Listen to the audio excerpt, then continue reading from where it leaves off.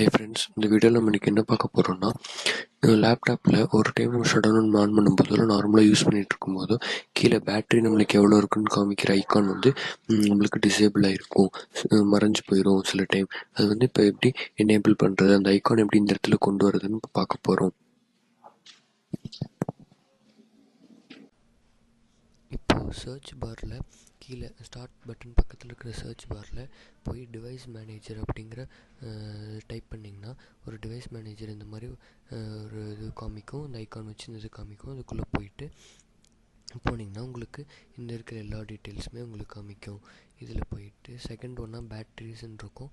அது கீழே வந்தீங்கன்னா மைக்ரோசாஃப்ட் ஏசி அடாப்டர் இந்த 2 ஆப்ஷன் இருக்கும். இந்த 2 ஆப்ஷன் தான் இப்போ நம்ம ரீசெட் பண்ண போகிறோம், ஆன் பண்ணி ஆஃப் பண்ண போகிறோம், எனேபிள் பண்ணி டிசேபிள் பண்ணிட்டு எனேபிள் பண்ண போகிறோம். அது எப்படிங்கிறத பார்க்கலாம். இந்த மைக்ரோசாஃப்ட் அதை ரைட் கிளிக் பண்ணிட்டு டிசேபிள் டிவைஸ் அப்படின்னு இருக்கும். அதை கொடுத்துட்டிங்க எஸ்ன்னு கேட்கும். இதை கேட்கும், அதை எஸ் கொடுத்துட்டு மறுபடியும் கீழே மைக்ரோசாஃப்ட் செகண்ட் ஆப்ஷன் அதே மாதிரி டிசேபிள் கொடுத்துட்டு இந்த கமெண்டில் எஸ் கொடுத்துட்டு ரெண்டுமே டிசேபிள் ஆயிரும். இப்போது மறுபடியும் எனேபிள் கொடுத்துட்டு செகண்ட் ஒன்றும் அதே மாதிரி எனேபிள் கொடுங்க.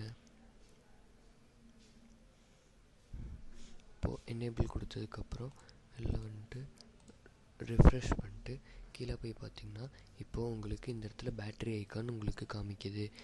இந்த மாதிரி ஒவ்வொரு டைமும் நீங்கள் சில டைம் ஒரு டைம் ரீஸ்டார்ட் பண்ணிங்கனாவே, நீங்கள் சாதாரணமாக ரீஸ்டார்ட் பண்ணிங்கனாவே அங்கே டிசேபிள் அந்த இடத்துல காமிக்காது இருக்கிறது வந்து உடனே காமிக்கும். சில டைம் எத்தனை டைம் ஆன் பண்ணி ஆஃப் பண்ணாலும் காமிக்காது. அதுக்கு இந்த மாதிரி இந்த டிவைஸ் மேனேஜருக்குள்ளே போய்ட்டு பேட்ரிஸ்க்கு கீழே 2 இருக்கிற ஆப்ஷன் எனேபிள் பண்ணி டிசேபிள் பண்ணி எனேபிள் பண்ணிங்கன்னா உங்களுக்கு இந்த இடத்துல ஐக்கான் வந்து டிஸ்பிளே ஆகும்.